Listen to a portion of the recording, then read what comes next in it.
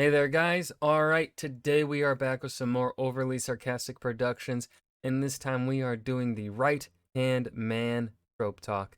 Now, before we dive in, make sure you go and check out the links in the description box below. I would love you to join the Discord and follow me over at Twitch, and please do go check out the gaming channel here on YouTube. Now, the right hand man trope, this usually applies to villains, and that is what I'm going to assume that Reddit is going to be covering. I'm going to avoid saying anything here at the beginning because I kind of just want to see what Red says, and we'll see what I have to add to it, if anything. Let's dive right in. This video was sponsored by World Anvil, loyal, true, and sworn to stay by your side.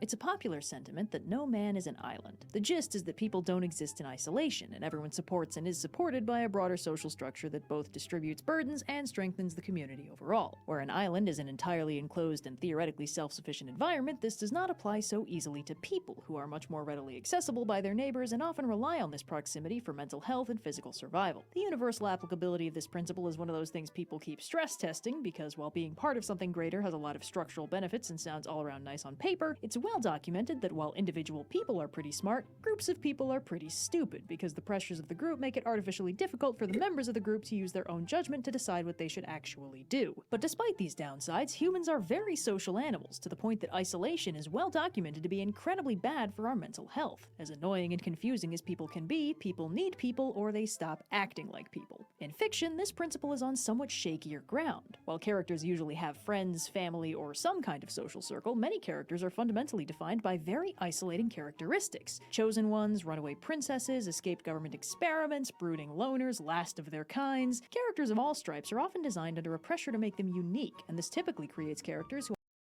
I think this partially has to do with, honestly, the kind of, at least in terms of books, like, this is the way I kind of see the difference between movies and books. In a book, you get a better sense of the individual. In a movie, you get a better sense of the group, or at least that's how it should work. Um, More often than not. Like, in I'll use The Hobbit as an example, because it's probably the book I've reread the most. Um, in The Hobbit, you get a really good sense for Bilbo as an individual, and Thorin as an individual, and same with Bard the Bowman. But in the movies, now of course there are a lot of problems with the movies. However, the one thing that I think they did get right is Bilbo and Thorin. Lord, like they're as characters, I think they nailed Bilbo and Thorin. And what the movie, I feel the movie helps you, the movies help you feel, is you get a better semblance of that connection between the two of them in the movies, because there's something that the book can't just books have a hard time of conveying, that actors on a screen can convey with like a look or touch or smile, something like that, right? Small subtle things that actors, humans, can convey, that words on a paper just they those that same scene can be written on a page, but it's not going to come across the same as seeing it visually, right? So I feel like um yeah, this kind of comes down, the idea of uniqueness really comes down to just the medium in a way. And of course, right, in our movies and stuff, in our visual mediums, we still do have, try and make our main character have very individualistic qualities. And I think part of that as well comes down to, one, the innate human idea that every single person is unique, and We are. We all have something that make like it is essentially our combination. Like I look at it as you're not going to have a trait that makes you different from everyone else, but it is your combination of traits that make you unique. That I feel is difficult to convey in a movie, in books, that kind of thing. So you kind of have to then, in a way, you kind of have to just um this is largely all subconscious, I think, in my opinion. You subconsciously make them have traits that are entirely unique compared to the rest of their society because it's something you want the audience to pay more attention to. I don't necessarily like I have no clue where Red is going with this. This is just me going off on a tangent here as I do. I don't necessarily think it's maybe something like we're making them like unique and individuals for any reason other than um subconsciously it just works better. I don't really think there's anything more to it than that. Because like you can have someone have a unique like because right again everyone's combination of struggles and enjoyments is what makes them unique. Again, that sort of information just cannot be conveyed um good on paper or visually. It is right. That's not something that I don't think that's something that can be done. So instead we write our characters to just have traits that in the context of the story that they are in entirely unique to them or largely unique to them depending on the story being told. Maybe there's a small group of people that are also share that trait or something like that.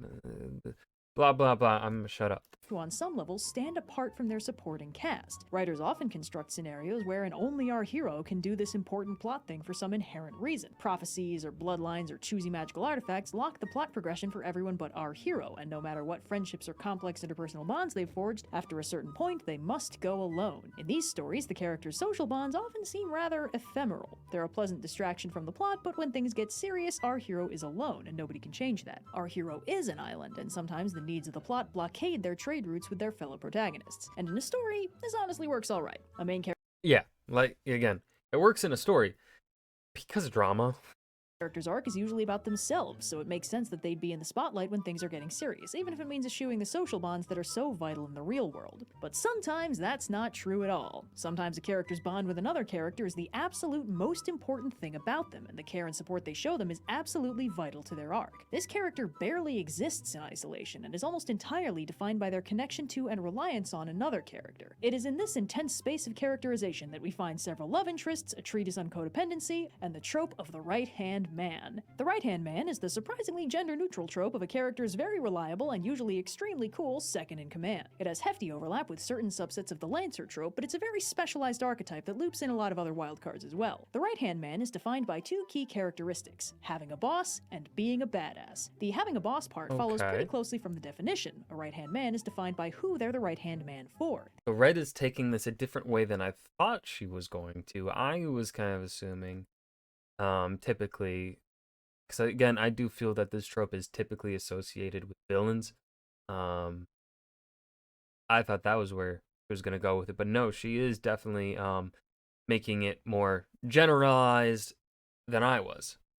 These characters exist in unbalanced partnerships with their boss character and serve some important role for them, often as a bodyguard, second in command, or primary muscle. This helps justify the second key trait, being a badass. Because these characters have a boss they follow, they are not in narrative control over their own arcs. To counterbalance this, they are usually way more badass than their boss. Not necessarily stronger on paper, but more of a powerhouse, more consistent in their ass-kicking. Right-hand men are often the big guy in big guy smart guy duos, handling the physical combat while their boss handles the planning. But even when their boss is no slouch, Unless you watch Star Wars: The Clone Wars, I forget which season, but Emperor Palpatine fucking kicks Darth Maul's ass, and Darth Maul had his brother Savage oppressed with him, and Savage they just got fucking whopped by Emperor Palpatine.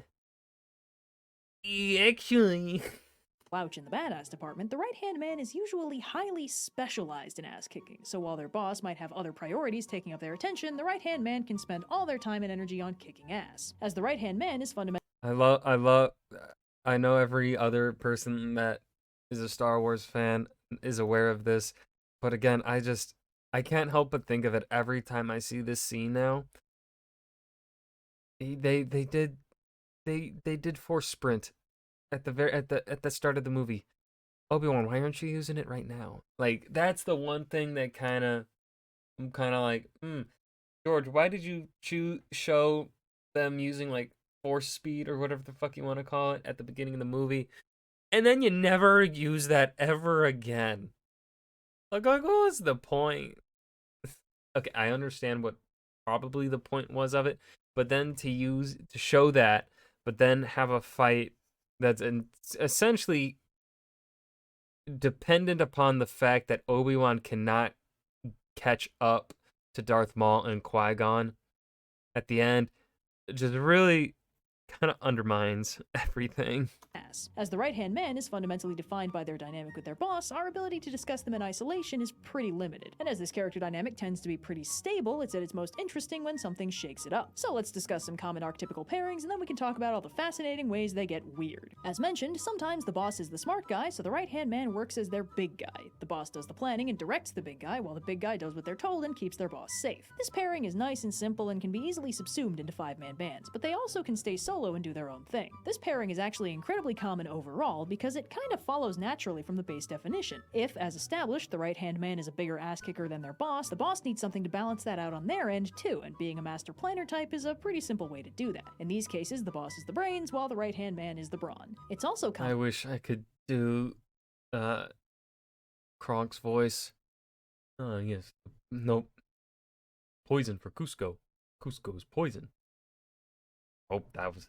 Nope. And for the right-hand man to be the fighter in a fighter-mage duo. I don't think I could ever do that heavy-hitting voice. Physical badass, their boss has some kind of fancy special ability that might be more finicky to use but packs a serious punch when it works. This, again, leans on the right-hand man's similarity to the powerhouse trope in that it's their job to be consistent and reliable in their badassery, while other characters may be able to hit harder but don't do it as regularly. This has overlap with the next pairing, badass and bodyguard. Sometimes the boss is just an overall ass-kicking badass, but they still need someone watching their back, and that is where the bodyguard comes in. Pretty common when the badass is also royalty. This is the subtype that has the best odds of winding up romantic, too, probably because the boss is a badass who can take care of themselves, which means the bodyguard could use an additional reason to be so hell-bent on protecting them. Sometimes the bodyguard is honor-bound or really invested in the boss's goals, but sometimes it's because they really like them and want to keep them safe. Always very cool when that happens. Outside of that, these pairings often involve an actual master-servant relationship, like if the bodyguard is a battle butler or his sworn fealty to the family or something. Sometimes this pairing is even more tangible and is defined by an actual chain of command,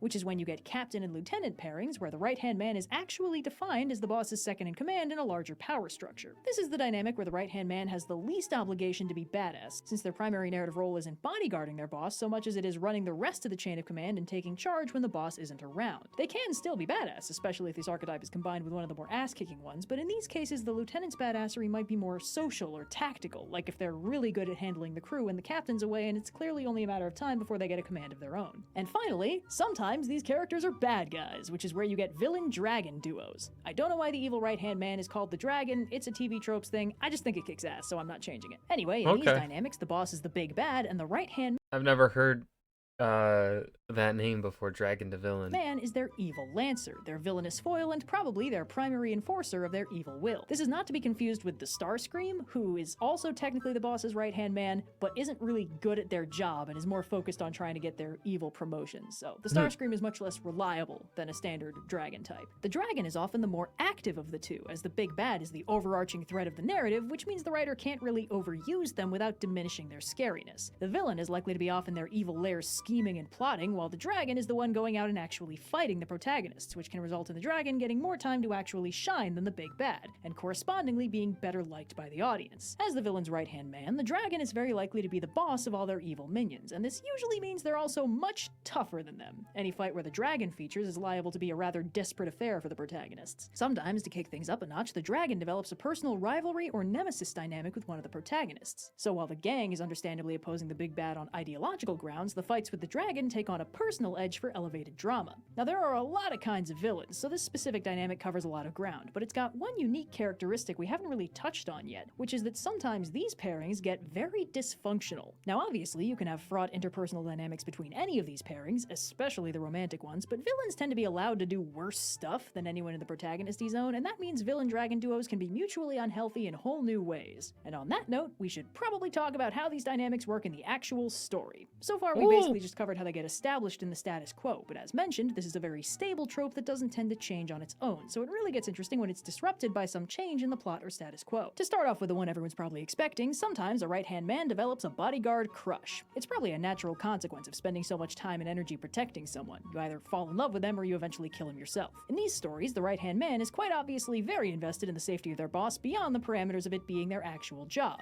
a trait that tends to flare up when that boss is in trouble. This is understandable and to be expected, so it's usually not too much of a surprise if the boss's loyal bodyguard is maybe a little bit personally invested in their work. The exciting part is if the reverse happens and the bodyguard getting in trouble freaks out the boss. See, we kind of expect the bodyguard to like their boss, or at least be worried when they're in trouble, because it's the job of the bodyguard to keep their boss safe. But this relationship isn't symmetrical. The boss is not required to worry about their bodyguard. So if they do anyway, this reinforces in the audience that the boss cares about the bodyguard, possibly as much as the bodyguard cares about them. Sometimes this is emphasized by way of a bodyguard sacrifice, wherein the right-hand man takes a bullet for their boss and gets themselves put out of commission. This is technically their job, and again is thus not particularly surprising, but it does provide an opportunity for the boss character to highlight that while their relationship might not be symmetrical, the amount they care about each other is symmetrical, and they are quite worried about the bodyguard's well-being. This both reinforces their status as a good boss and bodes well for potential romantic subplots down the line. It also ends up potentially hilarious if the boss puts themselves in danger to save their bodyguard and then gets chewed out by said bodyguard for doing exactly the opposite of their job. It's just really hard to go wrong with this one, honestly. Even in non-romantic dynamics, a boss character can win a lot of points by just clearly caring about their right-hand man, appreciating their accomplishments and worrying about them when they're in trouble. Some might even put forward the thesis that a boss is nothing if they don't take care of the people who work for them, and thus it is literally their job to care. This trope is all over the place in Fullmetal Alchemist Brotherhood, most prominently the dynamic between Colonel Roy Mustang and his Lieutenant Riza Hawkeye, who will not stop trying to sacrifice themselves to save each other, but it's also present between Prince Ling Yao and his bodyguard Lan Fan. In both cases, these dynamics double as romantic subplots, and on top of that, the boss character caring about their subordinates and bodyguards is emphasized to be the way that leadership should work, in contrast to the bad guys running the country who sacrifice their underlings constantly without a second thought. But those are the ways this dynamic can go nice. There's all kinds. And that goes back to Tolkien,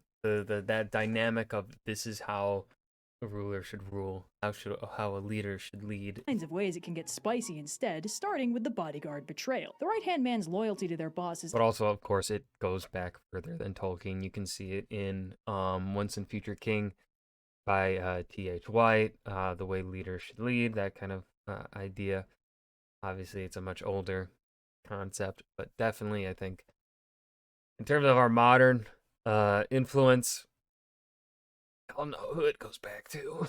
is absolutely their most important trait, because that loyalty is what connects them to their boss and defines them as a right-hand man. And sometimes they just don't have it, or they used to have it, but they lost it somewhere along the line. When the boss is fully one of the good guys, this usually means the former right-hand man is about to become a major villain, since they're very qualified to be a major threat, demonstrably badass enough to have served as a right-hand man, well acquainted enough with their boss to know their exploitable weaknesses, and clearly very willing to turn all their skills against them. This can really sting, as it undercuts a hitherto fundamental component of their characterization.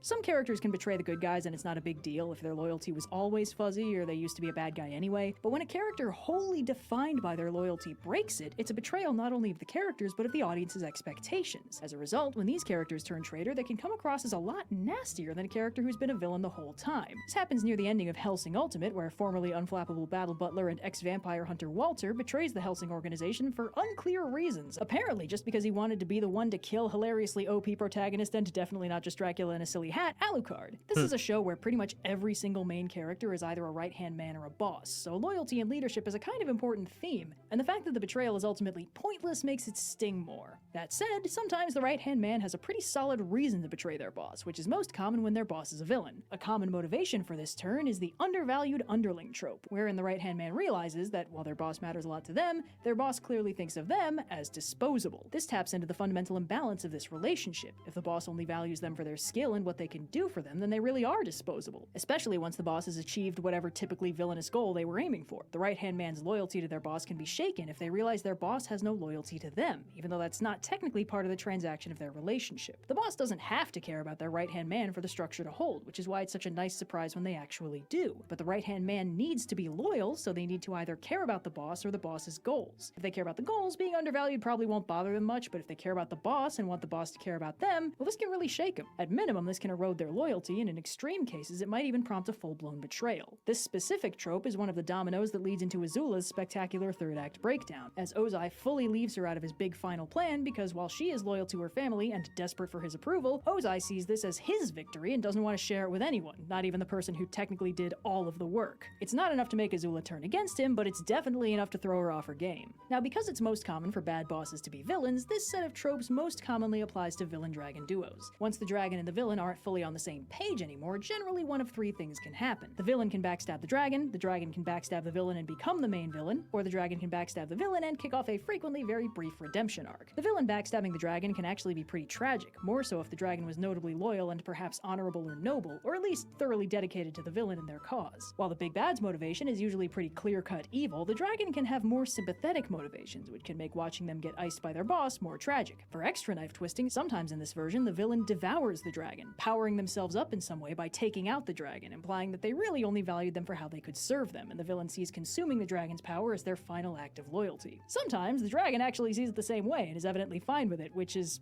something, but a lot of dragons are pretty peeved about this, and if they manage to survive the process, might fully split from Team Bad Guy over it, or get in a last-minute backstab right back to make the villain pay for betraying them. But in other cases, the dragon gets the drop on the villain and hits the betrayal button first, backstabbing them either for moral reasons or to take their place as the main villain. This is how you get the Dragon Ascendant, when the villain's right-hand man takes them out and supplants them as the primary threat. On paper, this is not the most Assassin's Creed 2 pretty good.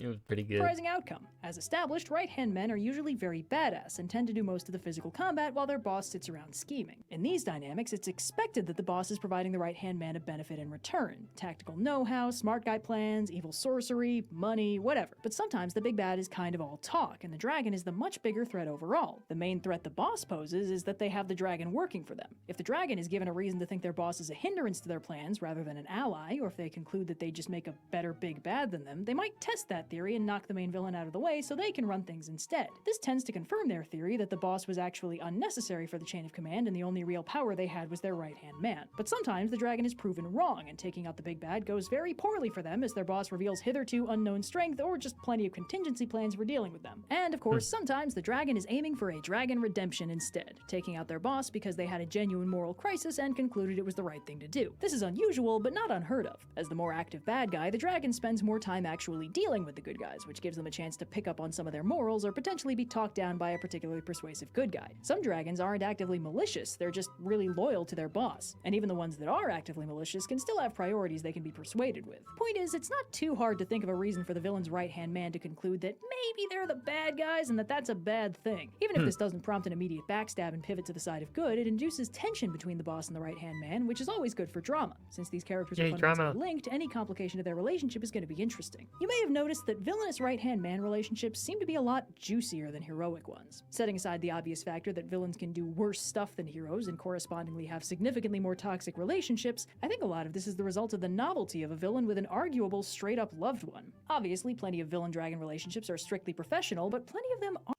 Yeah. I mean, I can't think of any off the top of my head that necessarily fit this, but I know they certainly exist. Essentially how it would work for the hero and where that spiciness, that heat can come in would be with the right-hand man betraying our hero. I can't think of any good examples of this, but essentially that's what it would be. And personally, I think when those are executed right, those are better than the villain one, right? Because that's when we especially don't expect to happen. We don't really expect, if done right, we won't expect it coming, right? Like Like, even if the groundwork is laid there, our brains, at least mine anyway, I believe, we'll still be like, even if the groundwork is laid pretty well ahead, for the betrayal, and you're putting subtle hints to it, in the writing. Even if that's there, our brain is still gonna be telling us, nah, no way, no way, there's not gonna be a betrayal come in.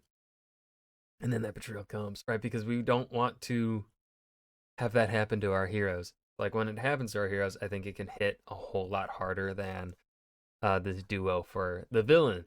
But like Red is saying here, because of what we typically see with villains and stuff like that, this can be a good like juxtaposition for a villain. Aren't. The right-hand man needs a reason to be loyal, and love, or at least dependence, is one of those reasons. But villains are a lot less likely to have loved ones in general, and when they do, it's usually used as a sign that they're not as bad as they appear. A villain with a beloved family member, or a best friend they clearly deeply care about, or a child they choose to protect, is humanized more than a lone villain cackling from the mountaintops trying to burn the world down. Heck, giving a villain a kid to take care of is one of the traditional fast tracks to redemption arcs. Pure evil villains generally demonstrate no care or compassion for anyone else, and when a villain does care, it's usually used to purposefully undercut their villainy. So a villain-dragon dynamic can be rare because it relies on a degree of interpersonal connection that full-blown villains are generally denied. But because it's between two villains, it doesn't actually undercut their villainy. As mentioned, right-hand men need loyalty to their bosses, but the boss doesn't need to be loyal to them. It's a fundamental asymmetry in the dynamic. So you can have villain-dragon dynamics where the dragon cares very deeply about the villain, and either the villain cares about them, or the villain doesn't. In the first case, you have a full-blown villain dynamic where the villains care about each other, which serves to deepen their characters and help them transcend the stereotypes of villainy. Plus, if one of them gets hurt or killed, the other can wind up with the surprisingly heroic motivator of dead loved one, which can up the spice factor even more. In the second case, you have a straight-up tragedy. If the dragon sees the villain as a parental figure, a trusted friend, or even their one true love,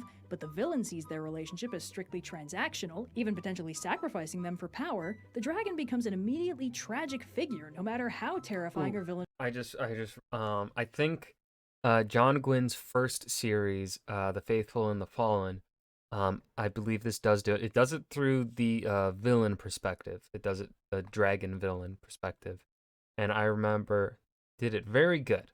He did it very good. So I would recommend that book series. It's a 4-book series. They are thick.